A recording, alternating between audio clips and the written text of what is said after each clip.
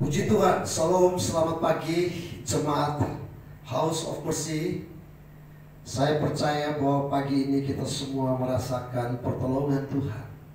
Kita semua merasakan kasih setia Tuhan, dan saya percaya kita semua ada dalam lindungan Tuhan. Mari kita berdoa sebelum kita mulai untuk mendengarkan firman Tuhan pada pagi hari ini.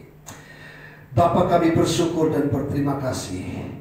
Kami bersyukur karena di masa-masa yang sulit ini Tuhan pelihara kami, Tuhan jaga kami.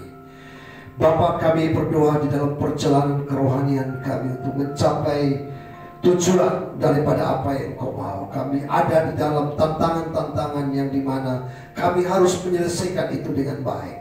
Terkadang kedagingan kami merontah-rontah untuk kami bisa melakukan apa yang menjadi kehendak kami. Tapi tatkala kami datang kepada firman Tuhan, kami merenungkannya, kami ada dalam doa-doa secara pribadi, kami menemukan bahwa jalan-jalan Tuhan yang terbaik. Untuk itu pagi ini Tuhan tolong kami supaya kami membuka hati kami, pikiran kami hanya tertuju kepada firman-Mu yang menguatkan kami, melepaskan kami, yang memberikan kepada kami masa depan yang luar biasa. Biar kami berlari kepada hanya firman Tuhan saja, bukan kekuatan-kekuatan yang ada di luar sana yang tidak kekal, tapi firman itulah yang membawa kepada kekekalan hidup. Terima kasih Bapa, urapi hamba-Mu, urapi kami semua yang sementara ada di rumah kami masing-masing. Di dalam nama Tuhan Yesus kami siap dengar firman Tuhan. Haleluya. Amin. Puji Tuhan. Bapak Ibu Saudara yang kasih dalam Tuhan Yesus Kristus, bahwa kita hidup di masa yang saya katakan tadi, masa yang sulit, atau masa di mana kita masih mengalami yang disebut dengan pandemi, saudara. Di mana kita tahu bersama bahwa rumah sakit hampir penuh, dan kemudian ada banyak orang yang juga isolasi mandiri. Dan saya percaya juga bahwa ada banyak orang yang tidak tertular, tetapi mereka juga ada di sana. Nah, kita tentu merasa kasih kita yang luar biasa untuk mendoakan mereka, dan sementara pada waktu mereka ada di sana, mereka sementara ada di dalam satu pemikiran-pemikiran yang sulit, apakah saya bisa disembuhkan atau tidak. Dan pandemi ini menghantam sekali lagi sumber-sumber, sehingga ada banyak orang yang hari-hari ini mereka di PHK. Kalau mereka di PHK itu berarti bahwa sumber penghasilan mereka tidak ada, dan itu membuat keluarga menjadi menderita, baik itu suami, istri, dan anak-anak. Dan saya percaya juga bahwa ada begitu banyak orang yang menderita hari ini. Mereka ada dalam satu keputusasaan yang luar biasa, ada kehilangan pengharapan oleh karena mereka kehilangan orang-orang yang dikasihi, yang dicintai oleh mereka. Untuk itu pagi ini saya mau membawa pikiran saudara untuk kita belajar bagaimana terus kita menanggapi musim-musim yang tidak enak dalam hidup kita ini. Bagaimana kita dewasa di dalam menanggapi persoalan atau penderitaan, kesusahan, kesulitan yang terjadi. Saya memberikan judul pada pagi ini, yaitu menemukan makna hidup di balik sebuah penderitaan. Sekali lagi, menemukan makna hidup atau tujuan hidup di balik sebuah penderitaan. Yohanes pasal 12. Yohanes pasal 12 ayat yang ke-23 sampai ayat yang ke-28. Yohanes pasal 12 ayat yang ke-23 sampai ayat yang ke-28. Tetapi Yesus menjawab mereka, katanya, telah tiba saatnya Anak Manusia dimuliakan. Aku berkata kepadamu, sesungguhnya jikalau biji gandum tidak jatuh ke dalam tanah dan mati, ia tetap satu biji saja. Tetapi jika ia mati, ia akan menghasilkan banyak buah. Barang siapa mencintai nyawanya, ia akan kehilangan nyawanya. Tetapi barang siapa tidak mencintai nyawanya di dunia ini, ia akan memeliharanya untuk hidup yang kekal. Barang siapa melayani aku, ia harus mengikut aku. Dan di mana aku berada, di situ pun pelayanku akan berada. Barang siapa melayani aku, ia akan dihormati Bapa. Sekarang jiwaku terharu. Dan apakah yang akan kukatakan? Bapa, selamatkanlah aku dari saat ini. Tidak, sebab untuk itulah aku datang ke dalam saat ini. Bapa, muliakanlah namamu. Maka terdengar suara dari surga, aku telah memuliakannya dan aku akan memuliakannya lagi. Perikop ini sangat menarik, karena ketika saya pelajari bagian ini, saya menemukan bahwa di dalam hidup ini ada pandangan-pandangan yang perlu kita paham bersama-sama mengenai penderitaan. Kalau kita tidak begitu mengerti dengan begitu baik, maka terkadang kita bisa ada dalam posisi pandangan yang salah, dan akhirnya pandangan itu akan membuat perjalanan hidup kita makin hari makin susah. Nah, yang pertama saudara, ada orang-orang yang menganggap, atau firman Tuhan berkata dengan jelas bahwa oleh karena Kristus telah menderita, maka kita pun harus semakin menderita. Jadi ada orang-orang berpikir bahwa Kristus sudah menderita, kita pun harus juga menderita. Itu berarti bahwa semakin kita menderita, semakin kita ada dalam kesusahan, semakin kita ada dalam tantangan-tantangan hidup, itu berarti kita lebih dekat kepada Tuhan. Nah, penganut ini seperti punya komitmen yang luar biasa. Mereka mengatakan bahwa ketika mereka ada di dalam kesulitan hidup, ketika mereka ada dalam penderitaan, bahkan mereka menyerahkan diri kepada penderitaan itu sendiri, maka seolah-olah mereka makin dikuduskan oleh Tuhan, mereka makin serupa dengan Tuhan. Bahkan ketika mereka mencoba untuk menghindarkan penderitaan itu, maka mereka merasa ada sesuatu yang salah dalam hidup ini. Itu pandangan yang pertama, saudara. Tapi ada pandangan yang lain yang dimana mengatakan bahwa oleh karena Kristus telah menderita ganti kita, kita tidak boleh lagi atau tidak perlu lagi untuk kita menderita, saudara. Karena Kristus sudah menderita bagi kita, maka Tuhan sudah menanggung segala sesuatu. Kita tidak perlu menderita lagi. Nah, pandangan ini juga ada pandangan yang dianut oleh banyak orang bahwa kekristenan selalu menjanjikan mujizat, kekristenan selalu menjanjikan hidup yang sukses, kekristenan menjanjikan kehidupan yang bahagia. Jadi waktu ikut Tuhan, segala sesuatu akan diberkati. Saya juga percaya hal ini, tetapi yang persoalan terletak pada waktu mereka melihat orang-orang yang menderita dari ekstrim yang pertama, ada dalam kesulitan-kesulitan, mereka mulai menghakimi dan mengatakan orang tersebut tidak dekat dengan Tuhan. Dan mereka orang-orang yang mungkin telah melukai hati Tuhan, mereka berdosa. Dan kadang-kadang penghakiman itu datang daripada anak-anak Tuhan. Saudara, dalam dua bagian ini saya ingin membawa kita kepada pandangan yang benar, pemahaman yang benar. Kita hanya perlu belajar dari Yesus Kristus, guru agung kita, teladan kita. Kita perlu belajar dari Yesus Kristus. Ada tiga hal yang saya ingin bagikan kepada kita. Yang pertama, bagaimana kita menanggapi akan atau memiliki pandangan yang benar untuk sebuah persoalan yang terjadi dalam hidup kita, penderitaan yang terjadi, kesulitan yang terjadi dalam hidup kita. Yang pertama, saudara, yaitu kita harus merangkul. Kalau itu terjadi dalam hidup kita, kita harus merangkul penderitaan itu, dan kita punya keberanian untuk tidak menghindari hal itu. Dengan kata lain, bahwa mari kita memeluk itu sebagai bagian daripada apa yang Tuhan mau untuk kita ada di situ, seizin Tuhan untuk kita ada di situ. Saudara, memang ini gak gampang. Di ayat yang ke-27 dikatakan, sekarang jiwaku terharu. Dan apakah yang akan kukatakan? Bapa, selamatkanlah aku dari saat itu. Tidak, sebab untuk itulah aku datang ke dalam saat ini, saudara. Perhatikan baik-baik. Yesus mengatakan kepada Bapa, Bapa, ambil penderitaan ini, ambil kesusahan ini, ambil persoalan ini. Tetapi Tuhan mengatakan di situ bahwa kalau itu mungkin, dengan kata lain bahwa Yesus tidak mencari, Yesus tidak mencari sebuah penderitaan, Yesus tidak mencari-cari sebuah tantangan hidup. Dan saya percaya bahwa ketika Yesus bicara kepada Bapa, jikalau mungkin, itu dia alami dalam hidupnya. Dia memeluk penderitaan itu, dia merangkul penderitaan itu. Dia bersyukur bahwa kalau Bapak mengatakan ya juga tidak masalah. Kalau saya harus mengalami, saya juga harus mengalami itu. Saudara, satu teladan yang luar biasa, satu pedoman yang luar biasa untuk kita belajar, bahwa ternyata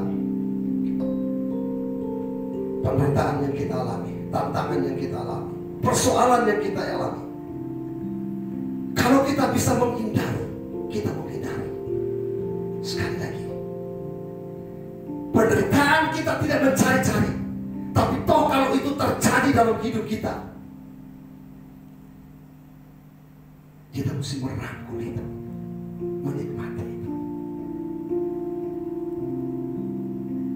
Tapi kalau kita bisa menghindari pun, kita hindari. Saudara, di masa COVID seperti ini, saya mengajar saudara, kalau kita bisa menghindari, kita hindari. Kita bersyukur pemerintah mengajarkan kepada kita untuk menghindarinya.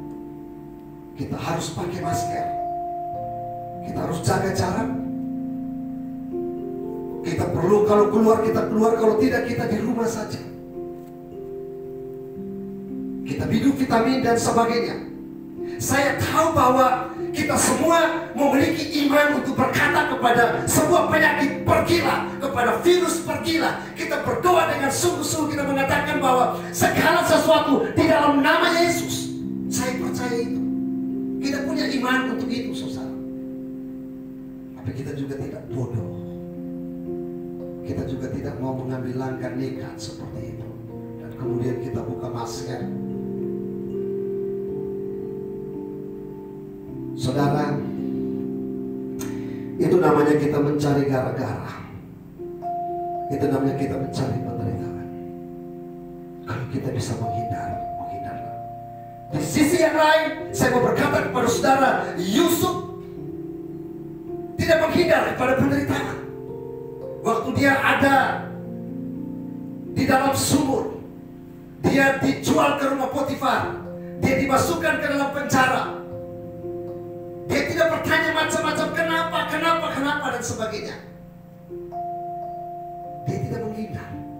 Tapi satu-satunya yang dihindari dalam dirinya, yaitu pada waktu istri daripada Potifar mengajak dia untuk melakukan hal yang tidak senonoh. Kalau dia bisa menghindar, dia menghindar. Tapi kalau dia sesuatu yang diizinkan oleh Tuhan terjadi, kita tidak bisa menghindarnya. Saudara, beda dengan Daud dan Simpson yang tidak menghindar kepada sebuah persoalan. Saya berdoa supaya saudara belajar daripada saya dan saudara belajar dari Yesus Guru Agung kita pada waktu menghadapi sebuah penderitaan, sebuah jalan yang harus dia tempuh di dalam hidupnya. Saudara, ekspresinya begitu tenang menghadapinya. Dia memeluk penderitaan itu. Hal semacam inilah kita harus teladani. Memang ada bagian-bagian yang harus kita hindari dalam hidup ini. Tapi ada bagian-bagian yang terkadang Tuhan mengizinkan kita untuk masuk di dalam tahapan itu. Waktu kita masuk dalam tahapan itu, kalau Anda dan saya ada dalam kehendak Tuhan, kita percaya bahwa ada rencana Tuhan yang ada di balik itu. Berjalanlah dalam situasi yang sulit, walaupun di dalam lembah yang gelap sekalipun, ada Tuhan di sana. Katakan amin, saudara. Jangan sampai engkau menderita sehingga berkata, aku mati saja, mati saja, mati saja. Saudara begitu frustrasi dan sebagainya. Ayub memberikan teladan kepada kita luar biasa. Mengalami sebuah penderitaan, dia memeluknya dengan ketenangan yang luar biasa. Dia menghadapi segala sesuatu. Itu yang pertama. Yang kedua, jika penderitaan itu tidak bisa kita hindari dalam hidup ini, mari kita belajar untuk menggali makna tujuan daripada penderitaan itu. Wow, gak gampang. Itu berarti kita memiliki kecerdasan rohani. Kita minta kepada Tuhan agar di dalam kesulitan hidup, di dalam penderitaan hidup, Tuhan tolong supaya saya bisa mengenali maksud Tuhan di balik segala sesuatu. Ayat 25 jelas mengatakan, barang siapa, ayat 25, barang siapa mencintai nyawaku, ia akan kehilangan nyawanya. Tapi barang siapa tidak mencintai nyawanya di dunia ini, ia akan memeliharanya untuk hidup yang kekal. Yesus menjadi teladan. Dia pahami dengan begitu benar mengenai jalan-jalan yang dilaluinya. Dia tidak mati secara konyol. Dia tahu jalan-jalan hidupnya. Bahkan apa yang dia kerjakan bukan untuk dirinya, tapi untuk saya, saudara, dan banyak orang.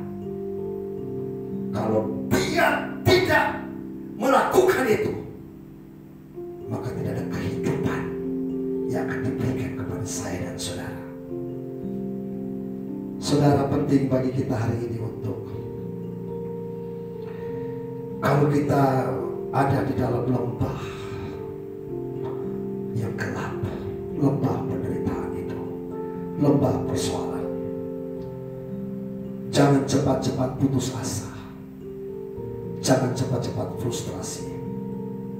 Kita belajar dari Yesus bagaimana menggali makna dan tujuan daripada hidup ini. Saudara, saya percaya bahwa pada waktu kita menggali dan menggali lagi, lebih dalam lagi dengan Tuhan, maka gairah hidup itu akan tetap menyemangati kita untuk kita melihat hal-hal yang Tuhan kerjakan dalam hidup kita. Berusahalah untuk menggali itu terus-menerus. Mungkin itu bukan satu hari, mungkin bukan satu minggu, mungkin bukan satu bulan, tapi mungkin 1 tahun. Bertahanlah, sabar. Anda harus terus ada di dalam Tuhan.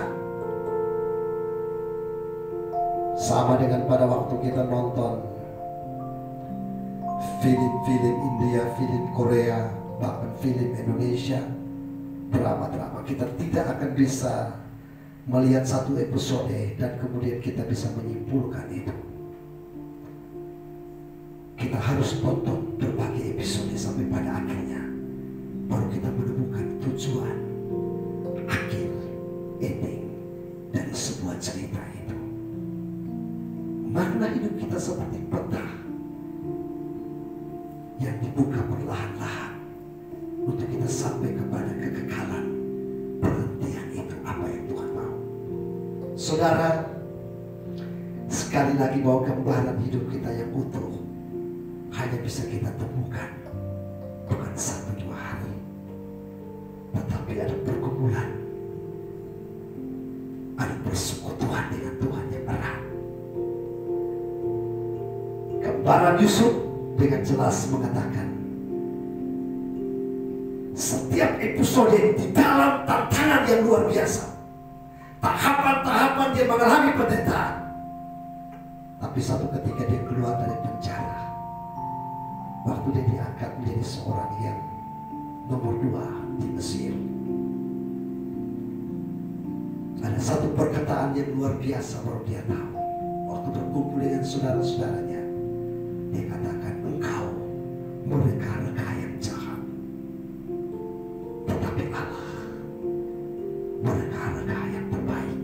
Saudara, Yusuf baru menemukan makna hidup.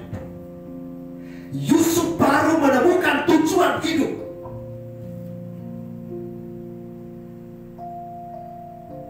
Pada waktu dia tahu bahwa dia bukan untuk menyelamatkan dirinya sendiri, tetapi keluarganya dan satu bangsa yang besar, dan pada akhirnya cikal bakal yang namanya Israel. Saya mendorong saudara hari ini, Tuhan tolong supaya jangan cepat-cepat engkau bertindak dengan dirimu sendiri, dan engkau keluar daripada pertandingan yang hebat itu, perlombaan yang hebat. Engkau terus berjuang walaupun berdarah-darah sekalipun. Engkau tetap menggali firman Tuhan, tetap bersekutu dengan Tuhan, tetap berdoa, tetap baca firman, tetap ikut kebaktian-kebaktian. Saudara akan menemukan makna hidup yang sebenarnya. Terakhir, yang ketiga, jika apa yang kita alami kita tidak bisa menghindarinya juga, saya berdoa, atau kita semua berdoa, supaya lewat itu kemuliaan Tuhan semakin dinyatakan di dalam hidup kita. Katakan amin, saudara. Kemuliaan Tuhan makin dinyatakan dalam hidup kita. Ayat 27 dan 28a, sekarang jiwaku terharu, dan apakah yang akan kukatakan? Bapa, selamatkan aku dari saat ini. Tidak, sebab untuk itulah aku datang ke dalam saat ini. Bapa, muliakanlah namamu. Saudara lihat, Yesus tetap memeluk. Dia tidak menghindari segala sesuatu, tapi dia berdoa, Tuhan, biarlah hanya kemuliaan bagi namamu. Saya berdoa untuk saudara hari ini, supaya lewat segala sesuatu yang saudara dapatkan dalam hidup ini, biar Tuhan yang dimuliakan. Belajar, biar Tuhan yang dimuliakan. Kita direndahkan, kita dilecehkan, kita diasingkan, mungkin kita dibuat yang tidak benar dan sebagainya. Kita mengalami kerugian yang besar dalam hidup ini. Mungkin kita sakit, kita menderita secara keuangan dan sebagainya, tetapi wajah saudara masih bisa tersenyum. Saudara masih bisa jadi berkat bagi banyak orang. Biar kemuliaan hanya bagi nama Tuhan. Saya berdoa, kita mendengar banyak sekali orang-orang yang tidak utuh tubuhnya, tetapi ketika mereka percaya Tuhan sungguh-sungguh, mereka telah jadi berkat bagi banyak orang. Tuhan tolong kita supaya hari ini kita belajar 3 hal di masa-masa yang sulit seperti ini. Yang pertama, peluklah penderitaan itu. Kalau itu tidak bisa terhindarkan dari Anda dan saya, seizin Tuhan itu terjadi, peluklah itu. Tetapi kalau itu tidak seizin Tuhan, saudara harus menghindari itu. Yang kedua, jangan frustrasi mengalami hal-hal seperti itu.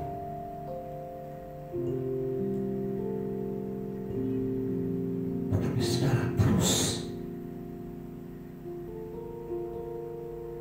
bertumbuh di dalam dan menggali makna dan tujuan daripada sebuah kesulitan yang diizinkan oleh Tuhan.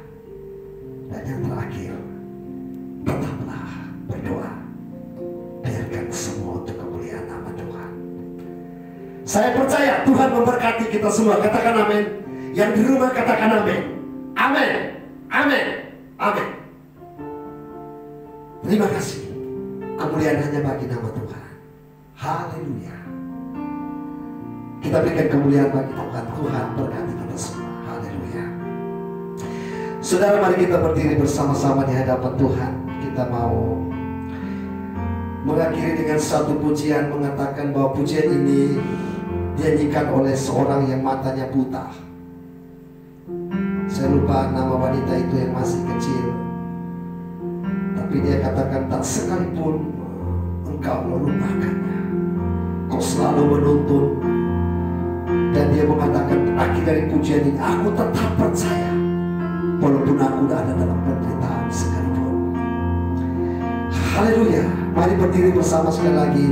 Angkat tanganmu, satu tangan yang kau angkat dan satu pegang dadamu. Haleluya. Tak sekalipun melupakanmu, kau menuntun langkahku.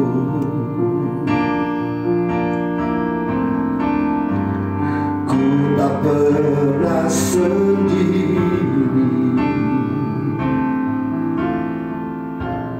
kau tak tinggalkanku.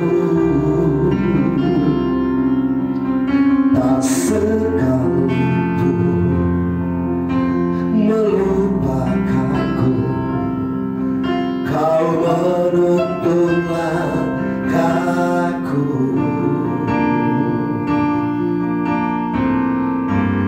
Ku tak pernah sendiri, kau tak tinggalkanku. Ku tak akan pernah menyerah sampai ku lihat kau bekerja. Ku percaya mujizat kan nyata. Ku takkan berhenti percaya. Ku takkan pernah menyerah sampai ku lihat kau bekerja. Ku percaya mujizat kan nyata. Ku takkan berhenti percaya. Ku takkan berhenti percaya. Mari saudara, angkat tanganmu, tetap satu tangan pegang di dadamu. Saya berdoa untuk kita masing-masing. Bapa di sorga, kami semua pagi ini tidak kebal dengan persoalan hidup. Kami tidak kebal dengan penderitaan. Kami tidak kebal dengan segala sesuatu kesusahan di dalam hidup kita. Itu pasti terjadi. Tetapi kalau itu terjadi dalam hidup kami, ajar kami untuk bisa kami mengenali tujuan-tujuan Tuhan dalam hidup. Hamba berdoa bagi kami semua, jemaat House of Mercy. Kalau engkau mengalami sesuatu dalam hidupmu, tekanan-tekanan, pressure yang begitu kuat dalam hidupmu, angkat tangan dan berkata, Tuhan, saya tidak lari kepada hal yang lain. Saya tidak frustrasi, saya tidak khawatir, tapi saya datang kepada Yesus penyelamat saya. Dia yang menciptakan saya, Dia yang tahu segala sesuatu. Saya berdoa, Tuhan tolong supaya kami semua dapat mengenali tujuan-tujuan, dan kita berterima kasih Tuhan bahwa akhirnya saya bisa tahu di balik semua persoalan yang saya alami. Saudara yang baru lepaskan dari COVID-19, saudara yang baru ada di dalam persoalan dan saudara sudah melihat jalan kelepasan, bersyukurlah bahwa Tuhan sudah menjawab doa-doa saudara. Yang lain masih dalam pergumulan, Tuhan tolongmu, engkau akan menemukan yang terbaik dalam nama Yesus. Terima kasih Tuhan. Materaikan kebenaran firman bagi kami semua di dalam nama Yesus. Haleluya. Mari bersama saya katakan amin. Baik, silakan duduk kembali. Tuhan memberkati kita semua, katakan amin. Haleluya. Saudara, ada beberapa pengumuman yang akan kita dengar bersama-sama pada pagi ini dan siang ya. Yaitu kita masih ada tetap ibadah, tetapi nanti tanggal 1 kita sudah ibadah onsite, ibadah di dalam gereja ini. Ibadah di mana kita akan bersama-sama masih tetap di dalam 2 kebaktian. Kebaktian yang pertama jam 8 dan kebaktian yang kedua jam 10. Ingat baik-baik, kita datang dengan protokoler yang sangat ketat. Ada, kita semua pakai masker, cuci tangan, bawa hand sanitizer dari rumah masing-masing. Kemudian juga jaga jarak dan sebagainya. Kita akan tetap protokol. Nanti kita berdoa supaya kaca-kaca bisa dibuka semuanya, supaya udara bisa berganti di dalam ruangan ini. Kita berdoa supaya kita bisa bertemu kembali dalam minggu depan dengan sukacita yang luar biasa. Dan ini merupakan kerinduan. Tetap ada doa malam, yaitu pada hari Kamis, tidak pakai lagi online, kita pakai onsite di gereja ini hari Kamis. Dan kemudian ada juga ibadah kaum muda dan sebagainya. Nah, Bapak Ibu Saudara, tetap mari kita memberikan persembahan dan perpuluhan yang dimana Tuhan sudah berkati kita masing-masing untuk kita berikan yang terbaik untuk hormat dan kemuliaannya. Mari kita berdoa untuk kita memberikan persembahan dan perpuluhan untuk kemuliaan nama Tuhan. Bapa di sorga, berkati anak-anakmu yang pagi ini diberkati oleh Tuhan. Yang belum diberkati juga, biar kami semua belajar untuk mengembalikan apa yang menjadi milik Tuhan, dan juga memberikan persembahan untuk pekerjaan pelayanan perluasan di dalam gereja sidang jemaat Allah House of Mercy. Hamba percaya kami semua beri dengan tulus hati. Tuhan jaga, lindungi, sertai kita. Berkati semua jemaat Tuhan di dalam nama Yesus. Pekerjaan yang mereka tekuni, tanggung jawab yang mereka tekuni, dalam nama Yesus semuanya jadi berkat.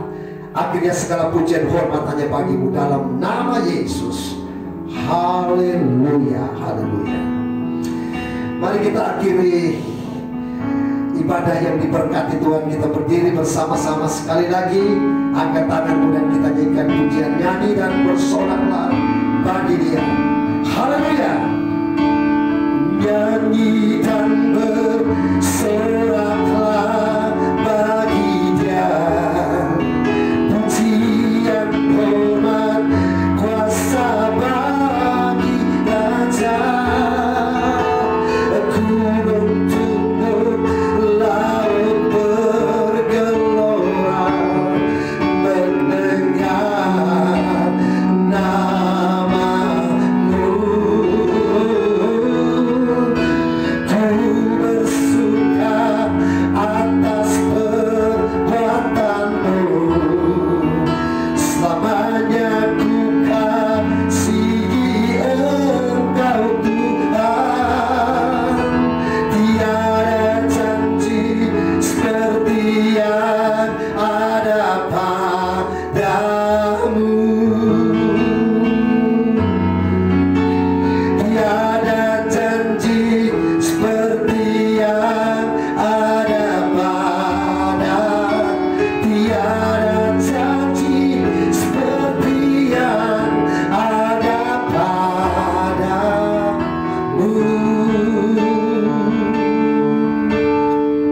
Haleluya. Mari kita angkat tangan untuk mengakhiri ibadah yang diberkati oleh Tuhan. Bapa di sorga, kami bersyukur dan berterima kasih untuk semua yang melayani pada pagi ini. Tuhan berkati semuanya. Berkati jemaat kami, sekali lagi segala tugas dan tanggung jawab mereka yang sudah bekerja. Tuhan berkati yang belum bekerja. Tuhan akan berikan sumber-sumber yang baru. Berkati keluarga, anak, istri, suami. Jaga, lindungi kami dari COVID-19. Tuhan tolong kami percaya kami akan jadi berkat bagi banyak orang. Akhirnya segala pujian, segala hormat hanya kami berikan kepada Guru Agung kami, teladan kami, Yesus Juru Selamat kami, kekasih jiwa kami yang membawa kami kepada kekekalan itu. Kami mengucap syukur. Mari kita akhiri dengan doa Bapa kami. Bapa kami dalam sorga, dikuduskan namamu, datanglah kerajaanmu, jalan kehendak-Mu di bumi seperti sorga. Berikanlah kami pada hari ini makanan kami yang secukupnya, dan ampunilah kesalahan kami, seperti kami juga mengampuni orang yang bersalah kepada kami. Dan jangan bawa kami dalam pencobaan, tapi lepaskanlah kami daripada yang jahat. Karena Engkau yang punya kerajaan dan kuasa dan kemuliaan sampai selama-lamanya. Kita semua yang sudah berkati, mari bersama saya katakan amin. Selamat pagi, Tuhan berkati, dan juga selamat siang.